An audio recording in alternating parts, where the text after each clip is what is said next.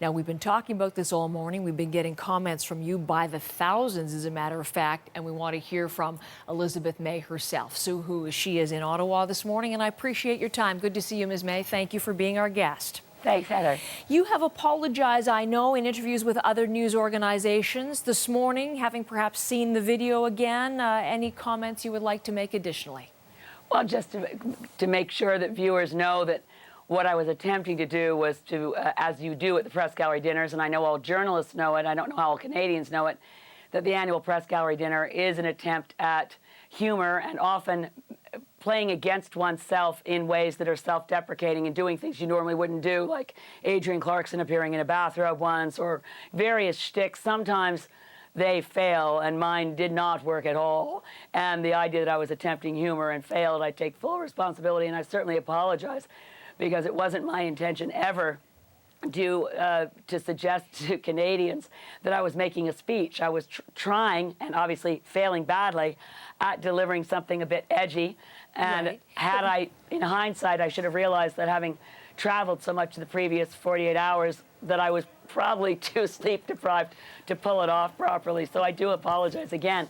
It wasn't my intent to offend anybody, or it certainly wasn't, given the context of the Parliamentary Press Gallery dinner, it was, you know, politics has a lot of frightening moments, and the annual press gallery dinner is one of the most frightening. And I guess all of us know that sometime someone's going to give a speech that doesn't go well, and people remember, oh God, that one. So right. Now I've done my oh God, that one, and I hope I don't ever have to do it again. Okay, well, yeah, so I'm wondering, you said travel, you said sleep deprived. A lot of people really wondering, I mean, yes, it was the Parliamentary Press Gallery. Yes, it's a different animal, but you're still in front of your peers. You're still making public comments. You know that still people have smartphones. Yeah. You know all of that. So what happened? Well, I'm saying is I thought that I could do something edgy and humorous.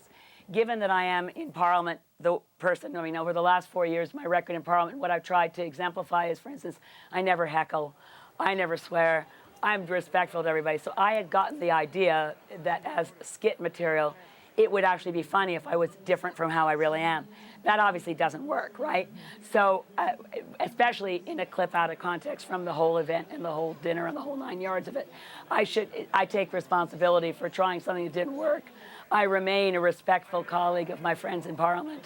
And that was why I was really glad, you know, Lisa Raitt, for instance, is a friend of mine, and we went back up on stage and we're singing together within minutes, just so, I mean, it wasn't intended in any way to be a genuinely a speaking moment. It was an attempt at comedy that misfired. I have to ask, because many of our viewers have commented after seeing the video through this morning, was alcohol involved? I don't think so, but I think I was very sleep deprived, because I'd left home in BC that morning at 4, but I'd left Ottawa the previous morning at 5 a.m.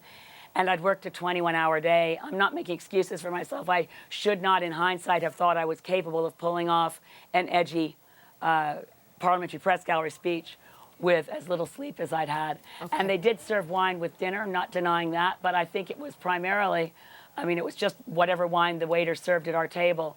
I hadn't had drinks before or after, so I don't think that was a factor, but obviously that's what people are saying online. I got up the next morning, went to church, had no problems with my day, so I think it was just the general problem of sleep deprivation and attempts at humor that, you know, didn't work. I mean, what can I say? I'm a politician, not a comedian, and that went really badly. Okay, let me bring in some comments, because this has set off really quite an extraordinary discussion on social media and a strong divide in whether or not it was the right thing or the wrong thing for you to have done. So let's start with a couple of positive pro-Elizabeth May comments. Elizabeth Seeger, number one, she has no reason to apologize, reflects what many regular Canadians think. Welcome back, Cotter reference was cute, generally don't get it. Or from Tucker P., tell her she has nothing to apologize for. Canadians appreciate the candor. So I thought that was interesting, that they think in some ways you're the only honest politician. Well, except that it was an attempt at humor. So while people are very sweet to defend me, I wouldn't defend myself. So it is what it is. I in a different context, not that place and not that time, there are other things I want to say as leader of the Green Party.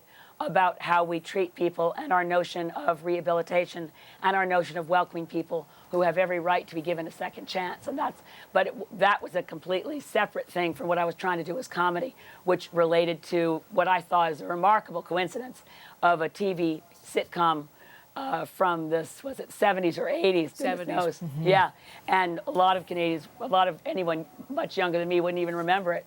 But the theme song, Welcome Back, Kotter, struck me as a funny riff to use for something in my speech, and it just didn't work. Okay. On the other side, though, again, those people who even didn't like how you said it, it's not so much what you said, it's the how you said it. So, for example, here's a couple of samples. Wally Layman's tweet, I think it was disgraceful and probably the end of her political career. Rob Riom, she'd be demanding a minister resign for similar conduct. Time for her to step down. She's an embarrassment to Canada. I mean, some of the adjectives, low class and non-prime ministerial. Do you think it's the end of your career? Would you contemplate resigning? Of course not. Look, it's a parliamentary press gallery dinner. It's an attempt at humor that did not work.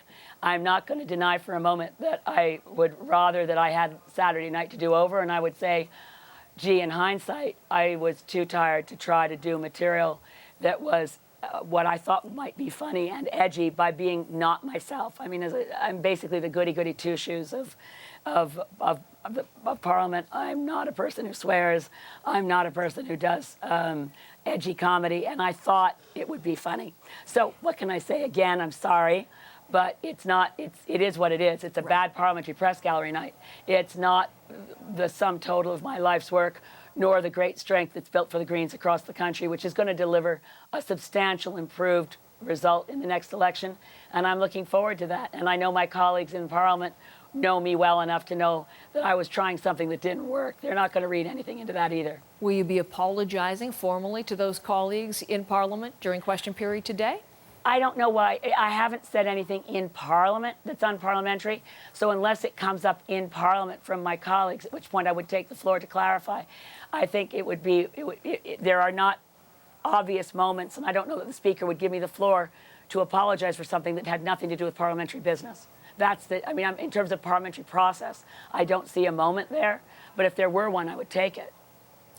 Elizabeth May, thanks for the time this morning. Appreciate your not shying away from this controversy, and good to speak with you on this. If you make a mistake, you better just say, look, I'm really sorry, and what else can I do? Thank you so much. Thanks, Heather.